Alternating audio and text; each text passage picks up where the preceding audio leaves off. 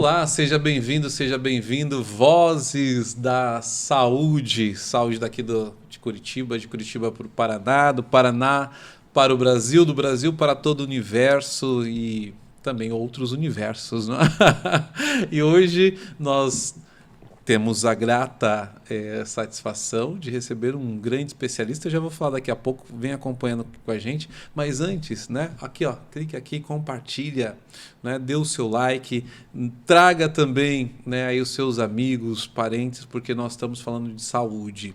Saúde física, saúde. Hoje vamos falar bastante de saúde mental, porque esta pessoa que nos agracia com a sua presença, com a sua participação, né, é uma das vozes da saúde, né, referência para o Brasil, formador, também já foi preceptor em alguns hospitais que eu conheço, e veja só, né, ele vai falar aqui abertamente sobre essa saúde e queremos acolher com muita alegria Dr. Ricardo Esbalgueiro. Esbalqueiro, né? Assim, tem a fonética, né?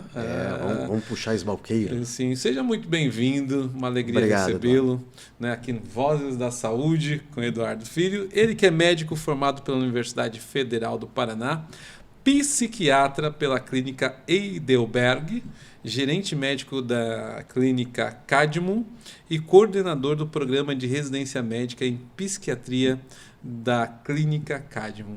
Eu me lembro também que quando eu o conheci, né, o senhor estava e ali era um dos diretores da parte, né, médica do Hospital São Julián, um dos maiores hospitais também, né, em referência à psiquiatria, cuidando principalmente de homens. Nesse sentido, doutor Ricardo, né, aqui vem a pergunta geral primeiro, né? Como é que está a psiquiatria no Brasil? E depois nós vamos mergulhar aqui e aguarde aí que ele também vai dar boas indicações hoje. Muito bem. A psiquiatria no Brasil tem se desenvolvido bastante com respeito à saúde pública. Muito de alguns equipamentos de saúde extra-hospitalares têm crescido. Os equipamentos de saúde especificamente hospitalar, por conta da reforma psiquiátrica, tem reduzido em tamanho, com uma substituição dos recursos para estes outros equipamentos, principalmente os CAPs. Os ambulatórios também têm crescido, dependendo da região. Eu posso dizer que o crescimento dentro do Brasil acontece de forma desigual entre cada uma das regiões.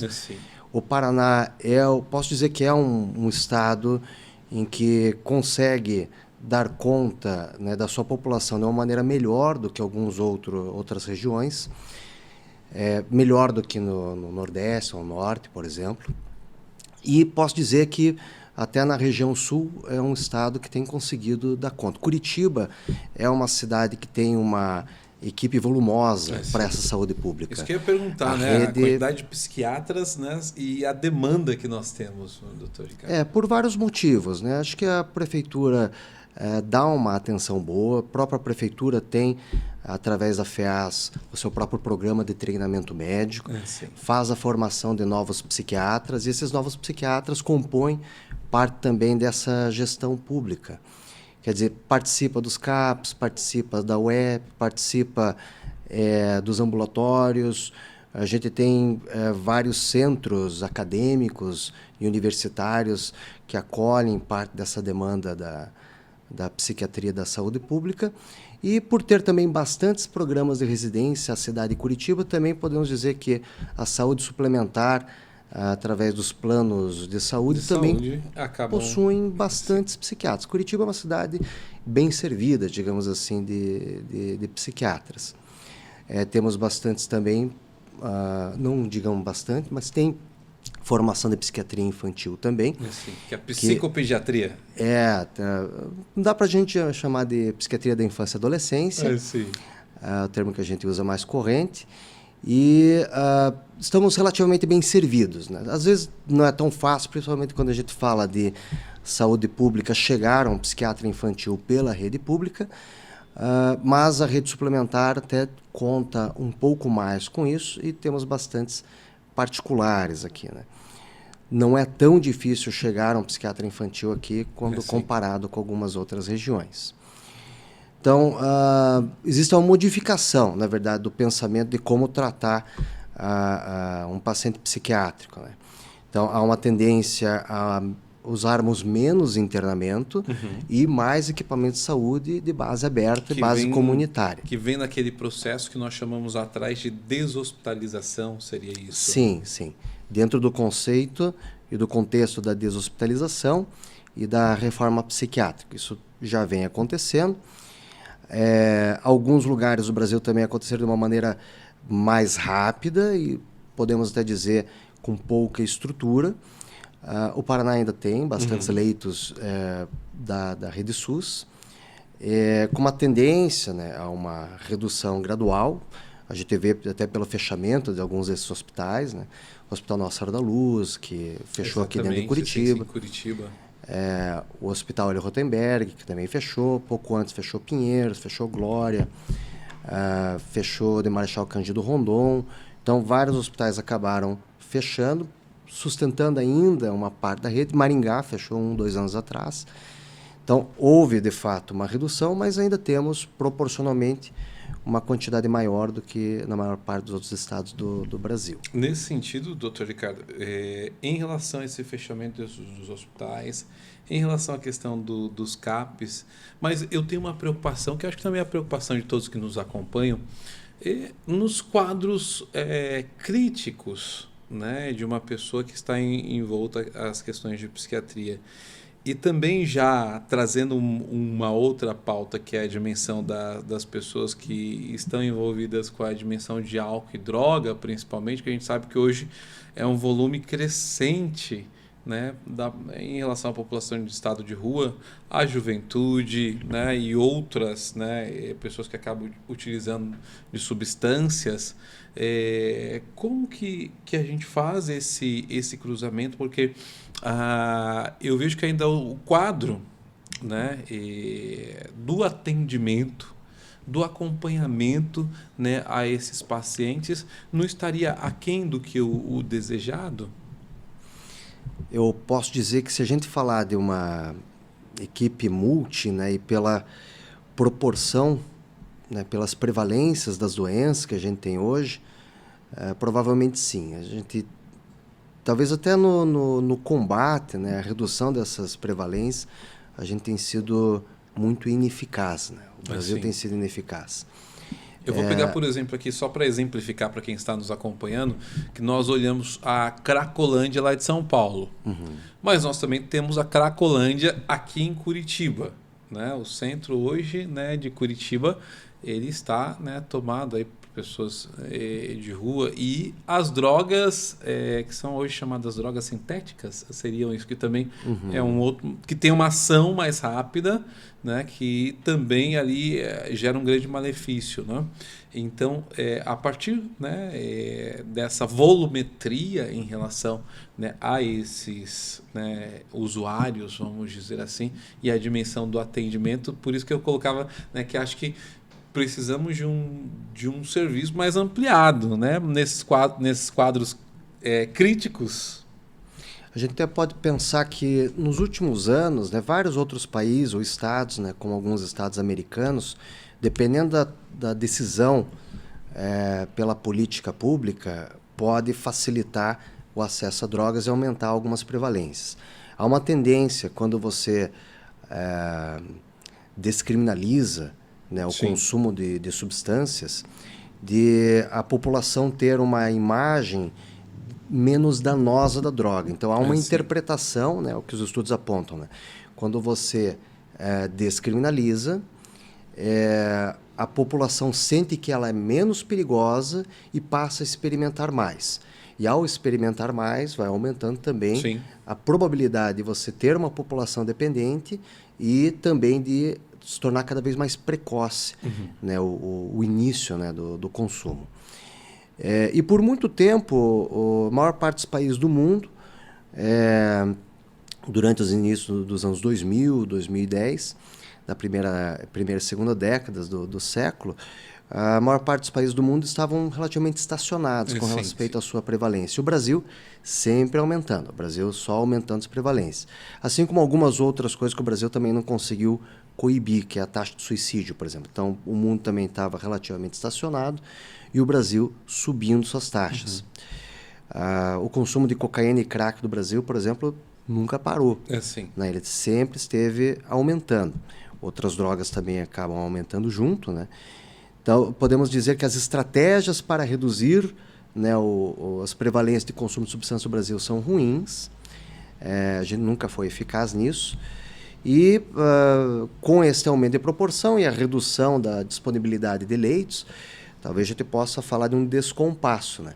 Principalmente porque drogas pesadas, né, como o crack, a cocaína, ou o mesmo alcoolismo de destilados dos pacientes que têm uma dependência pesada, também precisam de um regime de tratamento mais intensivo. E, apesar dos CAPs também se servirem a isso, existirem outras modalidades de CAPs, como CAPs tipo 3, que tem leitos de acolhimento noturno, ainda assim, né, são equipamentos que carecem de uma estrutura hospitalar completa, que contém uma farmácia noturna, contém uma equipe de enfermagem robusta durante 24 horas, uma equipe multiprofissional mais volumosa, que são característica hospitalar.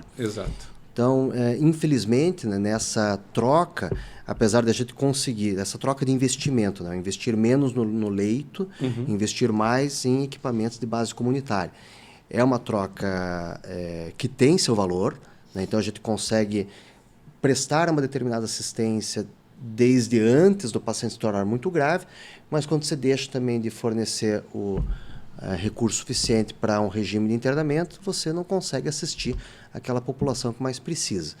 E um ponto importante dentro da dependência química é que a parte psiquiátrica mesmo, né, o diagnóstico e o uso de fármacos, tem muito pouco eficácia para a maior parte das dependências.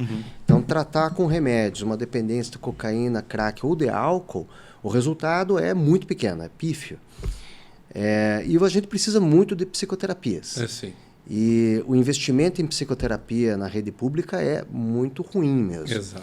A gente tem muito investimento dentro de terapias de grupo, né? E às vezes não a terapia de grupo pela indicação da terapia de grupo, que é muito, muito valiosa. Quando o senhor fala das psicoterapias, seriam, né, processos alinhados a todo o quadro de tratamento do paciente. Por um exemplo, a musicoterapia entraria nessa dinâmica? A gente pode falar de outras práticas terapêuticas também. Quando eu falei agora da psicoterapia, eu estou falando da psicoterapia com o psicólogo mesmo. Com o psicólogo, né? Então, falta muito a terapia individual, por exemplo. Se utiliza muito a terapia de grupo como uma maneira de você tornar mais barato. Né? Quer dizer, é mais barato pagar uma hora de psicólogo que vai atender 20 pacientes simultaneamente do que 20 psicólogos atendendo cada um paciente. Né? Então, é uma questão de custo, né? Mas aí você perde uma parte da população que não se beneficia dessa técnica. Então, há sim, né, para a dependência química, uma certa carência. Precisaria de mais investimentos e talvez investimentos mais inteligentes para conseguir atender essa população na medida que eles precisam. Muito bem. Desse campo agora, Dr. Lógico, o senhor explicou muito bem, nos pautou aqui, acho que esse olhar para o Brasil, para a psiquiatria, para até a psicologia, né, e o multidisciplinar, o multiprofissional, em relação, né, a essa dinâmica, né, quero fazer aqui não só um salto, mas também perguntar para quem está nos acompanhando, em relação ao processo de prevenção, né, porque hoje a gente tem tantas coisas que nos assolam, vamos marcar mais, acho que uns 30 programas aqui com o Dr. Ricardo, né, para falar, por exemplo, da depressão, né, da questão, né, que assolam as pessoas no sentido até né, que vai, como o senhor fez aí no início, os indígenas, que tem um alto quadro de suicídio, né, pela questão da droga, da questão da bebida, do alcoolismo e de outras, né, mazelas mais, né? O que o senhor observa, né, para quem está nos acompanhando agora, né, para prevenções, né? Porque eu sei que isso também é bem importante, às vezes, né? Parece, não, é chovendo molhado, mas não é, né? Porque as pessoas precisam, né? A gente precisa todo tempo, né? Tá? Como é que eu posso prevenir, né? Hoje essas patologias, não sei se seriam patologias, né? Que poderíamos chamar, ou essas doenças que nos assolam, né? Por um exemplo, né? As que eu citei aqui para o senhor e outras mais que eu sei que da sua experiência são muitas, né? E com muitas especificidades, correto, doutor Ricardo? Existem várias maneiras de prevenir. Tem maneiras dentro da saúde pública, tem maneiras do investimento individual de cada família, mas começando pela saúde pública, né? Então, tem várias ações que podem ser executadas e que podem ter um resultado mais para frente. A redução do acesso a substâncias, como a gente estava falando antes, isso já facilita demais os tratamentos futuros, né? Ou reduz prevalência. Vamos dar um exemplo, né? Tem estudos que apontam que se você consegue evitar que aquele adolescente tenha a primeira experimentação né, de substâncias para depois dos 18 anos, comparando com aquele que começou a usar qualquer substância antes dos 15, você reduz a probabilidade de você ter um dependente em pelo menos 6 vezes. Né? Então, tem que evitar aquele primeiro acesso. Eu e pai, mãe, olha, né? Vamos evitar o primeiro acesso, também o segundo, o terceiro, o quarto, se der. Sem dúvida. Mas, quer dizer, quanto mais distante, né? Quanto mais preservado, quanto mais maduro está aquele cérebro, no momento que ele tem uma primeira experiência, o impacto da droga sobre aquele cérebro é menor. Então, a probabilidade de você ter um diagnóstico depois é menor. E qualquer outra forma de trauma.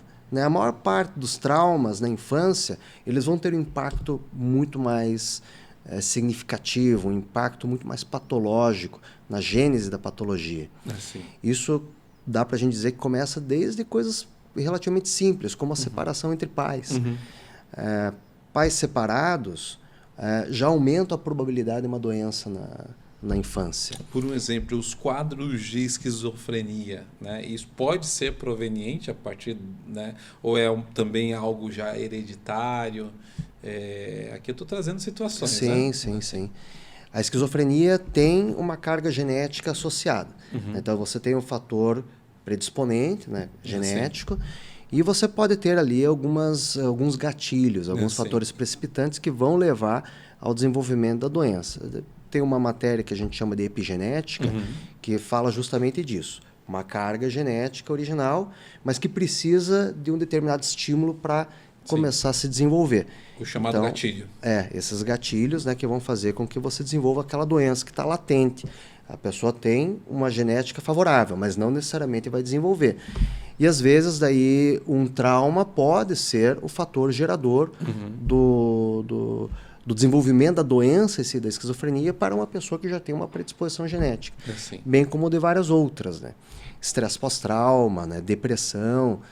A criança abusada, né? De qualquer maneira, né? O abuso moral, físico, sexual, sempre é um fator gravíssimo, gatilho, para desenvolvimento em doenças que virão depois. E se a gente for falar de ações públicas, né? Que também funcionam, a maior parte daquelas campanhas que são desenvolvidas, né, Setembro Amarelo. Do Setembro Amarelo, ela tem eficácia. Isso mostra que tem. Janeiro Branco também se fala, né, mas o Setembro Amarelo tem mais forte. Tem mais evidência, de eficácia. E esses cuidados, por exemplo, do Centro de Valorização à Vida, ele também preserva a vida, também tem evidência que mostra que tem sua eficácia. Outras coisas que individualmente, né, as famílias podem tentar promover e o indivíduo pode tentar também executar. Ter a sua vida bem regrada, né, com equilíbrio, fazendo atividade física. A atividade física tem um resultado antidepressivo e preventivo que tem evidência científica de funcionamento. Tem estudos, por exemplo, que apontam que para pacientes deprimidos, usando um braço de pacientes deprimidos que foi para o esporte, outro braço que foi para um antidepressivo, né? E o antidepressivo modelo dessa pesquisa que eu estou citando foi a sertralina. Ambos os grupos se igualam em efeito antidepressivo. Então, se a gente faz atividades físicas, você vai ter aí também um excelente resultado. É o processo da liberação da endorfina, da adrenalina. A partir da endorfina você vai ter uma ação dopaminérgica, mas além disso, né, você aumenta o tônus dopaminérgico, que também já gera essa ação antidepressiva, mas também a atividade física libera BDNF, que é um fator de crescimento cerebral, que aumenta a árvore dendrítica, aumenta a quantidade de conexões, ele reduz a hiperestabilidade do eixo hipotálamo-hipófise adrenal, reduzindo o cortisol, ele reduz a formação de mediadores inflamatórios cerebrais, o estresse gera mediador inflamatório cerebral, aumenta a oxigenação, melhora a qualidade do sono, então traz um monte de benefícios. Vários benefícios. Exato. Gente, que aula maravilhosa, Dr. Ricardo. Gente, temos que marcar mais vezes, né? Eu já falo aqui para a nossa produtora, porque ela já fica de olho aqui para marcar e também trazer mais informações, né? Dr. Ricardo, aquilo que eu não perguntei que é importante falar, né? Para quem está nos acompanhando. Eu acho que eu perdi essa pergunta. Não, olha só, eu falei, aquilo que eu não perguntei que é importante. Nós falamos da prevenção, aqui terminamos falando de prevenção, né? Aquilo que eu não perguntei que o senhor acha que ainda é importante falar para quem está nos acompanhando agora. Ok. Bem, vamos puxar a sardinha então para o nosso lado. Isso, né? Por favor. Precisamos cuidar da saúde mental. Acho que a psiquiatria nos últimos tempos foi tendo uma melhora da aceitação, né? O estigma para se procurar um psiquiatra, um psicólogo. Matéria geral, a pessoa, não vou no psiquiatra porque é médico de louco. Né? E não é isso. Ainda tem, né? Muita gente que pensa assim. Que fala desse. As últimas gerações os mais novos, têm aceitado mais. Né? Mas ainda existe, né? Esse preconceito. Ainda tem gente que não aceita ir ao psiquiatra ou ao psicólogo. E se a gente deixa a doença evoluir, isso em qualquer área da medicina, né? Se você deixa evoluir, depois para você resgatar é muito mais complicado. Exato. Quanto antes você começa a tratar, você deixa de formar diversas camadas de outros conflitos que virão lá na frente, né? Então, se eu começo a fazer uma terapia precocemente, eu consigo evitar outras brigas, sentimentos de desqualificação, um alheamento social, um alheamento funcional. Então eu já começo desde lá no início a ser uma pessoa que sociabiliza melhor, né, que tem menos culpas, que tem menos receios, que tem menos medos, né, que se permite mais, que lida melhor, né, com aquilo que nós temos de deficiências, que conseguem incorporar melhor aquilo que tem de potências. Então, basta a gente aceitar, eventualmente, quando precisa de ajuda, procuro o meu psicólogo, procuro o meu psiquiatra, faço um diagnóstico precoce, trato lá atrás, com certeza as consequências que você vai ter depois vão ser muito menores. Muito, muito, muito, muito grato, Dr. Ricardo, né? Fica aqui já aberto, Vozes da Saúde, né? Este programa é seu, viu? Pode vir aqui quantas vezes quiser para a gente continuar esse bate-papo gostoso, tirando também essas dúvidas, né? Que o nosso povo tem, né? E o senhor esclareceu aqui, pôde, né, abrir, né, desde da parte política, a questão, né, da prevenção, que é tão importante para todos nós, né? Muito obrigado. Permaneça conectado. Onde é que eu encontro o Dr. Ricardo agora? Fala aí para a gente colocar aqui no GC. Tem contato, e-mail, telefone? ricardosbalqueiro@yahoo.com.br. E atualmente eu não tenho rede social. Faz parte até da minha saúde mental. Da sua saúde mental. Gente, ele não tem rede social. É um dos mecanismos para estar bem, no bem-estar. Para mim fez bem. Sim. É isso, gente. Eu conheço muita gente. Inclusive, se torna também uma doença aquelas pessoas que não conseguem sair do Instagram, do Facebook. Então, olha, né? Você está vendo aqui a indicação, né, de um psiquiatra renomadíssimo, né, falando que não tem rede social, porque isso também é qualidade de vida, né? Você, como a gente fala cotidianamente, fazer um detox, né? Precisa fazer um detox digital, porque hoje o digital também acaba com a gente fica 360 dias, né, 24 horas por dia em cima da tecnologia. Isso cuida aí da saúde. Gente, obrigado. Continue aí, Vozes da Saúde. Doutor Ricardo, mais uma vez, muito obrigado. Seja sempre bem-vindo e nos encontramos aqui pelos nossos canais. Tchau, tchau.